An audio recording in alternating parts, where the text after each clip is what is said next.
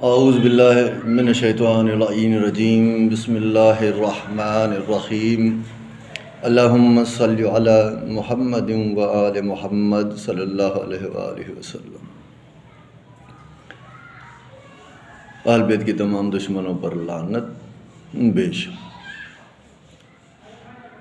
جی بسم اللہ کرتے ہیں۔ میری یہ آج کی ویڈیو ان سائنسدانوں کے لیے ہے، ان سائنسدانوں کو ماننے والوں کے لیے ہے جو چھوچے چھوڑتے رہتے ہیں، اور کس طرح آج میں آپ کو یہاں ایک قصہ بتاؤں گا ایک دانش مند لڑکے کا۔ دیر کیے بغیر چلتے ہیں قصے کی طرف۔ یہ قصہ میں اسی لیے بیان کر رہا ہوں کہ سائنسدان بھی اس لڑکے کی طرح ہمیں جواب دیتے ہیں، ہمیں پھنساتے ہیں، چالاکیاں کرتے ہیں۔ وہ سائنسدان جن کا دعویٰ ہے کہ ہم چاند پر پہنچے ہیں، ایسے قسم کے جتنے بھی سائنسدان ہیں ان کے لیے اس لڑکے کا یہ قصہ کہانی بہت ہی نایاب ہے۔ پوری سنیے گا، آپ کو لطف آئے گا۔ ایک بادشاہ تھا، اس بادشاہ کے شہر میں ایک لڑکا تھا 14-15 سال کا، بہت ذہین تھا۔ جب بادشاہ اور ان کے وزیر خود آپس میں بیٹھتے، کچہری کرتے، محفل میں بیٹھتے، تو ایک وزیر اس لڑکے کے بارے میں بار بار اس کی تعریف کرتا تھا، روزانہ کرتا تھا، تو دوسرا ایک وزیر اس سے چڑھ رہا تھا۔ ٹھیک ہے نا جناب، چڑھ رہا تھا اس سے، کیونکہ وہ کہہ رہا تھا کہ ہم وزیر ہیں، یہ بادشاہ ہیں، یہاں پر ہم اتنے لوگ ملک چلا رہے ہیں، پھر بھی تم ہمیں چھوڑ کر اس لڑکے کی تعریف کیے جا رہے ہو، اس لڑکے کی تعریف کرتے ہو۔ تو دونوں وزیروں کا آپس میں جھگڑا ہوا۔ بادشاہ نے سنا، دونوں کو بلایا، پھر پوچھا کہ کس پر لڑ رہے ہو۔ بات بتائی گئی کہ ایک لڑکا ہے، ذہین ہے بہت، یہ کہتا ہے۔ بادشاہ نے کہا کہ پھر کیوں لڑتے ہو آپس میں، جاؤ جا کر آزما کر دیکھ لو۔ تو جو اس کو نہیں مان رہا تھا، اس لڑکے کی دانش مندی کو، اس نے کہا کہ امتحان میں لوں گا۔ جو اس کو دانش مند مانتا تھا اس نے کہا صحیح ہے، تو امتحان لے لے۔ پھر وہ وزیر اپنی طرف سے 2 سوال لے کر گیا اس لڑکے کے پاس، اسے بلایا، جا کر ملا، اس سے کہا کہ مجھے بادشاہ نے بھیجا ہے، ان 2 سوالوں کے جوابات چاہیے۔ اس لڑکے نے اس سے پوچھا کہ بتاؤ، سوال پوچھو۔ تو اس وزیر نے سب سے پہلے اس سے کہا کہ مجھے یہ بتاؤ کہ زمین کا مرکز کہاں ہے، کون سی جگہ پر ہے، کس جگہ پر ہے مرکز، زمین کا مرکز۔ تو اس لڑکے کو شوق ہوتا تھا بہت جوانی سے گھوڑ سواری کرنے کا۔ اس لڑکے نے اس کو کہا کہ تیرے دونوں سوال جواب دوں گا، ان کا پہلے ایک پوچھا ہے، لیکن میں جواب تب دوں گا میں جیسا آپ کو کہوں آپ کو ویسا کرنا۔ تو اس وزیر نے حامی بھری، ٹھیک ہے میرا وعدہ ہے، تو جیسا کہے گا میں ویسا کروں گا، جواب دے۔ تو اس لڑکے نے اس کو کہا کہ گھوڑے سے اتر، گھوڑا مجھے دے۔ گھوڑا اس کو دیا۔ میں اس گھوڑے پر چڑھ کر زمین کا مرکز ڈھونڈتا ہوں۔ وہ لڑکا اس گھوڑے پر چڑھ کر اپنا مزہ لے رہا تھا گھوڑ سواری کا۔ 1-8 گھنٹے کے بعد جب خود تھک گیا، گھوڑا بھی تھک گیا، تو آ کر واپس ایک ٹیلے پر، زمین کے مٹی کے ایک ٹیلے پر اترا، وہاں کھڑا ہو گیا اور اس وزیر کو کہا کہ زمین کا مرکز یہ ٹیلا ہے جس پر میں کھڑا ہوں۔ وزیر نے کہا ٹھیک، یہ ایک سوال کا جواب تو نے دیا، اب دوسرے سوال کا جواب دے کہ آسمان میں ستارے کتنے ہیں۔ تو اس لڑکے نے اس کو کہا کہ جا استرا لیا، بلیڈ لیا، اور تو نے وعدہ کیا ہے جیسا میں کہوں ویسا کر۔ وہ گیا، استرا بلیڈ لے آیا۔ یہ بچہ صابن لے کر اس کو لپیٹ کر چہرے پر، اس کے داڑھی کے بال، اس کے مونچھوں کے بال، اس کے سر کے بال سارے کاٹ کر اس کے سامنے رکھے، اور اس کو کہا کہ جتنے آسمان میں ستارے ہیں نا وہ اتنے ہیں، آسمان میں ستارے اتنے ہیں، ان بالوں کی تعداد کے برابر، ان بالوں کی تعداد کے برابر۔ اب بیٹھ کر تو گن، جتنے یہ بال ہیں نا اتنے آسمان میں کم سے کم ستارے ہیں۔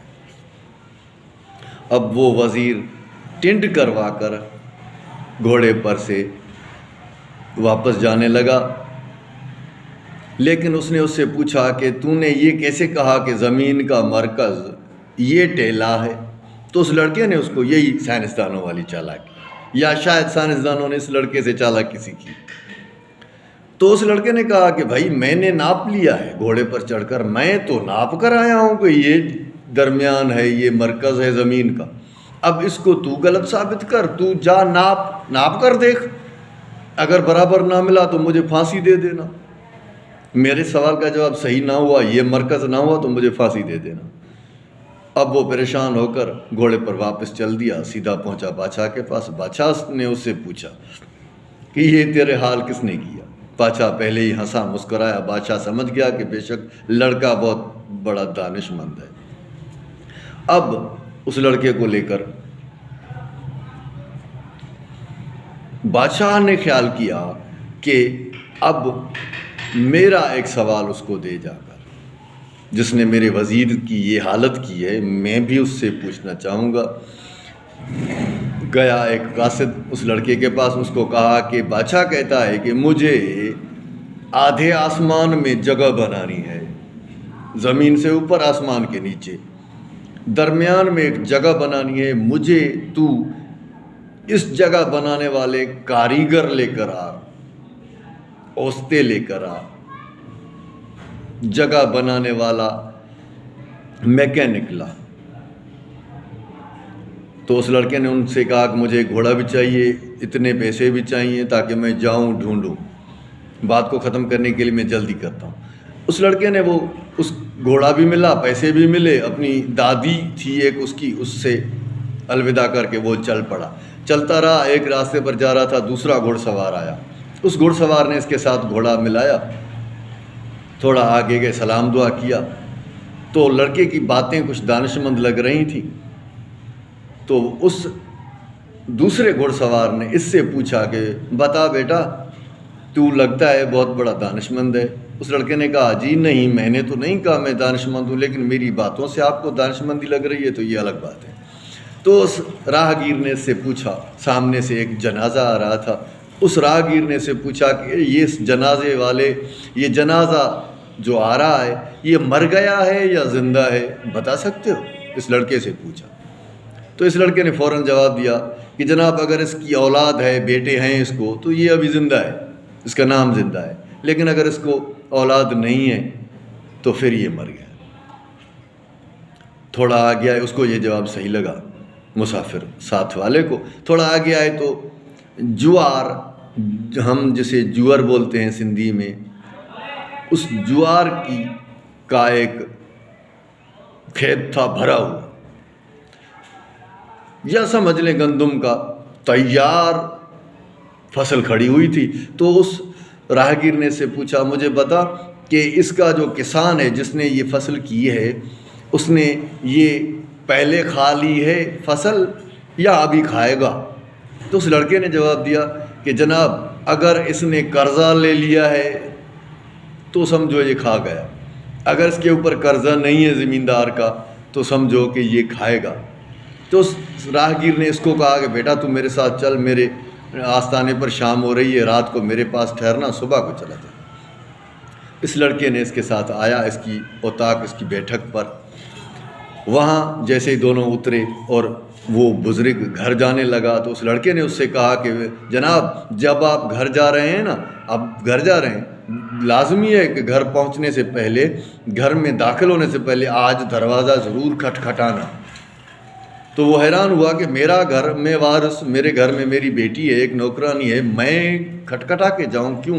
لیکن جیسے ہی اپنی دہلیز پر پہنچا تو اس کو کوئی خیال آیا یار کھٹکھٹا لے۔ تو اس بزرگ نے دروازہ کھٹکھٹایا اپنا، اندر سے نوکرانی کی آواز آئی کہ جناب تھوڑی دیر ٹھہریں، آپ کی بیٹی شلوار پہن لے۔ شاید صحن میں اس وقت اس کی بیٹی کپڑے پہن رہی تھی گھر کو خالی سمجھ کر، تو وہ باہر ٹھہر گیا۔ چند منٹ کے بعد آواز آئی ابو آپ اندر آ جائیں۔ پھر وہ اندر گیا۔ وہ حیران ہوا کہ اس کی کیسی دانش مندی ہے اس لڑکے کی۔ اس نے اپنی بیٹی کو ساری بات بتائی اور کہا کہ اس کا کھانا تیار کر۔ ایک مرغی خود کاٹی اس بزرگ نے، بیٹی کو دی، کھانا پک گیا۔ جب رات کے وقت کھانا لے جانے لگا وہ بزرگ، تو اس لڑکی نے اس کو کہا بزرگ سے کہ بابا میرا بھی ایک سوال ہے، اس لڑکے کو بتانا دینا۔ اور وہ سوال کیا تھا؟ اس لڑکی نے کہا کہ لڑکے کو کہنا کہ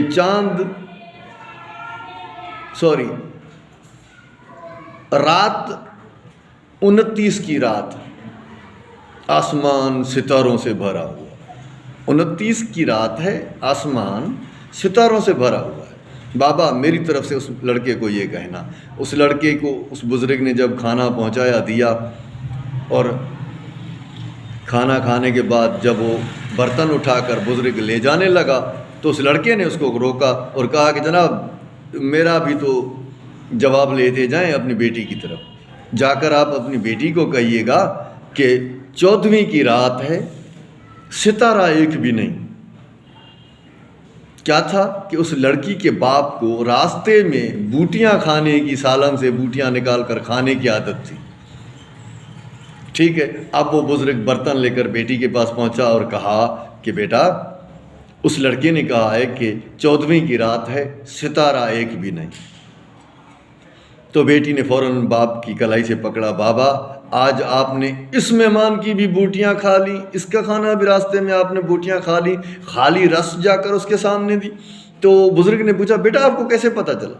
بیٹی نے کہا میں نے یہی کہا تھا کہ 29 کی رات ہے، آسمان ستاروں سے بھرا ہوا ہے، یعنی اس سالن میں بہت زیادہ گوشت ہے، بوٹیاں ہیں۔ لیکن جب راستے میں آپ نے وہ بوٹیاں کھا لی، رس بچا کر اس کو دی، اس نے جب وہ دیکھا رس سے وہ کھانا تو کھا گیا، اس نے مجھے جواب دیا کہ 14ویں کی رات ہے، 14ویں کی رات میں ستارہ ایک نہیں ہوتا، 14ویں کی رات ہے ستارہ ایک بھی نہیں، یعنی بوٹیاں ساری آپ کے باپ نے کھا لی ہیں۔ تو اس کا باپ ہنسا، بڑا خوش ہوا، اور بیٹی سے پوچھا بیٹی میں تیری اس کے ساتھ شادی کر دوں؟ ہو گئی شادی، بات کو ختم کرتے ہیں۔ جب رات کو وہ سوئے تو اس لڑکے نے اپنی بیوی اور خود کے درمیان میں تلوار رکھ دی۔ تو اس عورت لڑکی نے پوچھا کہ تم میرے شوہر ہو، شادی کیے، یہ درمیان میں تلوار کیوں دیے؟ تیری میری تو آج سہاگ رات ہے۔ تو اس لڑکے نے کہا کہ نہیں، میں ایک مسئلے سے نکلا ہوں، مسئلے کی خاطر جب تک وہ کام میرا نہیں ہوگا میں تلوار نہیں ہٹاؤں گا، آپ سے نہیں مل سکتا۔ تو اس لڑکی نے اس سے پوچھا کہ کیا مسئلہ ہے؟ وہ لڑکی کوئی اس سے بھی دانش مند تھی۔ اس نے کہا بادشاہ نے مجھ کو کہا ہے کہ آسمان سے نیچے زمین کے اوپر درمیان میں ایک جگہ بنانی ہے، مجھے اس کے لیے کریٹر چاہیے، اس جگہ کا بنانے والا۔ تو اس لڑکی نے کہا کہ ٹھیک، تجھے مل گئے کریٹر، مل گئے اوستے، مل گئے کاریگر، آپ کو مل گئے جگہ بنانے والے، اب آپ یہ ہٹائیں۔ تو اس لڑکے نے کہا تمہارا ذمہ ہے، وعدہ کرتی ہو؟ اس نے کہا، لڑکی نے ہاں وعدہ ہے۔ تلوار ہٹا دی، وہ دونوں میلاپ کیا انہوں نے۔ اس کے بعد جب صبح ہوئی تو اس لڑکے نے اس سے پوچھا کہ اب مجھے دے۔ تو ایک پرندہ ہے، میں سندھی زبان والا ہوں، تھوڑا سا یہ بات سمجھانے میں مجھے تھوڑی سی دقت ہوگی۔ ایک پرندہ ہوتا ہے جو پانی کے تالاب کے اوپر کچھ 10-20 میٹر اوپر کھڑا ہو کر بس ایسے پر مارتا رہتا ہے، پھر ڈبکی میں لگاتا ہے، اچانک پانی میں اندر گرتا ہے، وہاں سے مچھلی پکڑ کر چلا جاتا ہے۔ اس لڑکی نے اس کو اس پرندے کے بارے میں بتایا، یہ پرندے چھوٹے سے لے آؤ، پیسے تو تیرے پاس ہیں۔ اس نے پیسے پھینکے، کوئی نہ کوئی بچہ، کوئی نہ کوئی کسان، کوئی نہ کوئی شخص لے آیا بچے چھوٹے سے اس پرندے کے۔ اس لڑکی نے اب اس کو کہا کہ ان کو اب تو ایسے یہ لگاتے ہیں نا، چپٹی ہم سندھی میں بولتے ہیں، اس کو اوپر نیچے آسمان تک، آدھے آسمان تک اس کو یہ ٹریننگ دے۔ جب وہ ان چھوٹے سے پرندوں کو اوپر کرتا تو وہ آدھے آسمان تک، کافی اوپر جا کر 10-20 میٹر ایسے پھڑپھڑاتے رہتے، پھر وہ ان کو کھانا دکھاتا، پھر وہ نیچے آتے، پھر وہ اوپر جاتے۔ اس طرح اس نے ان کو ٹرینڈ کر کے واپس بیوی کے ساتھ پہنچا بادشاہ کے یہاں، اور جاتے ہی اعلان کیا کہ میں کاریگر کریٹر لایا ہوں، آدھے آسمان میں جگہ بنانے والے، بادشاہ کو بلاؤ۔ ہاں، بادشاہ سے کہیں کل میں پیش کروں گا، وہ بادشاہ سے کہیں اینٹیں گارا بندوبست مزدوروں کا کر دے۔ دنیا حیران تھی، اس پورا شہر کے کل دیکھیں گے کیسے آدھے آسمان میں جگہ بنتی ہے۔ دوسرا دن ہوا، بہت بڑا کوٹ پہن کر، کوٹ کی ایک جیب میں ایک پرندہ، دوسری جیب میں دوسرا پرندہ، یہ 2 پرندے ساتھ لے کر وہاں گیا۔